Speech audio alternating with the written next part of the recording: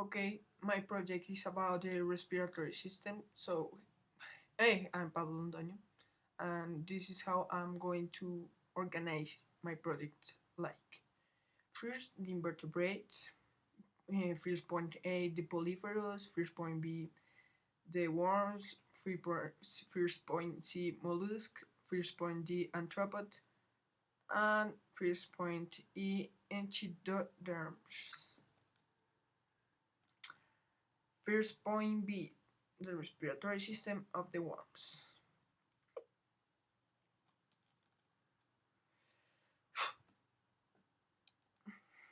Okay, the worms don't have any lungs, but they have a respiratory system similar of the amphibians because they breathe with the skin, not directly with the skin, but because first all the oxygen need to mix with the moist slime that the worms have in the skin, and then the oxygen can enter through the body.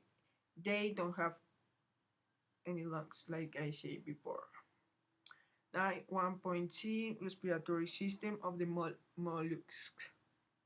The mollusks have two types of respiratory system. The first one, the one of the octopus, clams, the animals of the water, that is the ones that have gills in the mantle cavity, and then the second one, that are the one of the earth animals, like ants and slugs. That breed really similar with the worms, but these animals have blood vessels in all his surface area, and there is where the diffusion occurs. 1.d respiratory system of the arthropods. The arthropods have two types of respiratory system. First one, the one of the animals of the water.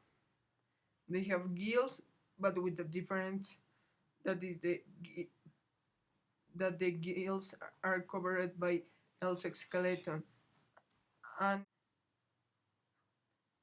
the second one is the one of the terrestrial animals that have a trachea, but at the same time a lungs that are not good developed. The trachea in this case work to have to move all the gases through the body, and lungs that don't work, and the lungs that don't work really good, but they work to have some blood filled with plates.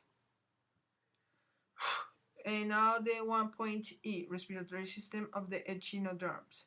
Basically, the form how the echinoderms breathe is taking the oxygen of the water, and that oxygen that they take is bursas. They have approximately dead bags of bursas. When these animals have the bursas, the system herbal make the bursas to move through all the system with muscular contraction. Now we're going to do the vertebrates. 2.E, the respiratory system of the fish.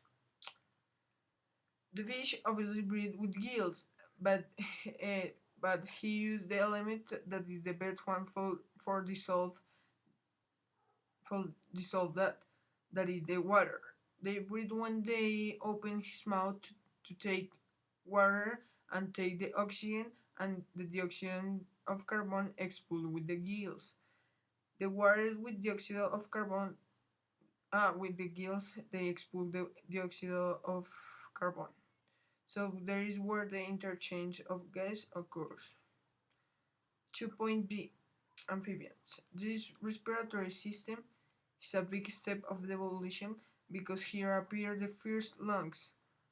How this system works is similar of the one of the worms, but at the same time it really differs because the amphibians have the same scheduled liquid, but here the oxygen go to the lungs, and then the lungs make a process with the oxygen to interchange the gas with the blood. 2.6 the reptiles. The reptiles breathe with the lungs, really similar to the humans.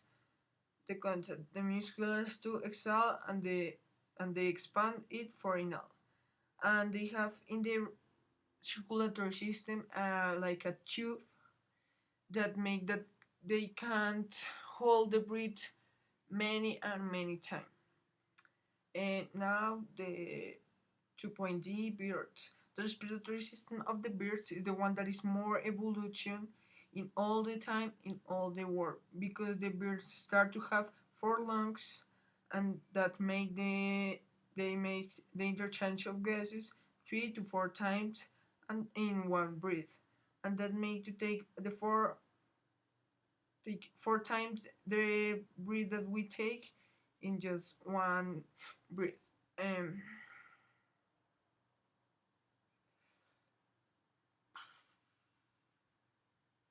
okay, 2 point E respiratory system of the mammals.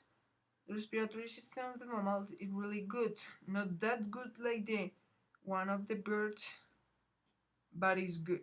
This works like the first trachea take the oxygen, then the lungs expand, the pectoral minor muscle contract, and the intercostal muscle contract too.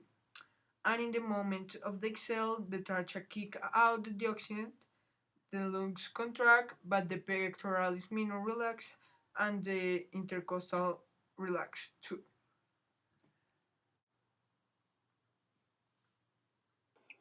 Now I'm going to do the conclusion of the evolution of the respiratory system in the invertebrates and vertebrates. The thing that I want to say of this is that it's really incredible all the process that he need to do just for breathe.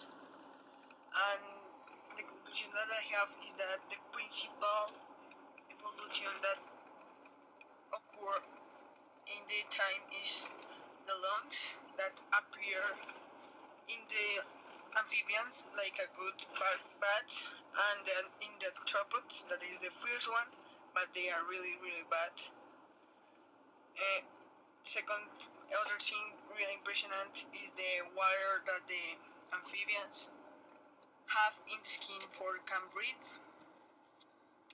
And the last one, no, then the human one that is a really the mammal one that is a really good one, but have some problems sometimes because we don't get like all the oxygen that we can get. And the best one that is one of the birds that have four lungs and they like take 4 times the oxygen that we take in one time. Okay, this is my project. Thank you for seeing and here's the finish. Now I'm going to do the conclusion of the evolution of the respiratory system in the invertebrates and vertebrates. The thing that I want to say of this is that it's really incredible all the process that he need to do just for breathe. And the conclusion that I have is that the principal evolution that occur in the time is the lungs that appear in the amphibians like a good bat and then in the theropods that is the first one but they are really bad. Second, other thing really impressionant is the wire that the amphibians have in the skin for can breathe.